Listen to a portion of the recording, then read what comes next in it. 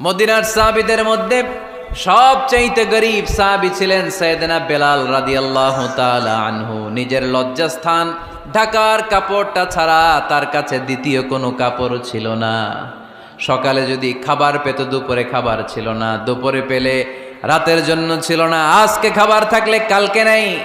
মদিনার সবচাইতে গরীব সাহাবী বেলাল রাদিয়াল্লাহু তাআলা আনহু, লজ্জাস্থান ঢাকার জন্য শুধু একটা জামা ছিল, গায়ে দেওয়ার মতো কোনো জামা নাই। এই সাহাবীর মতো গরীব কোনো সাহাবী মদিনার জমিনে নাই।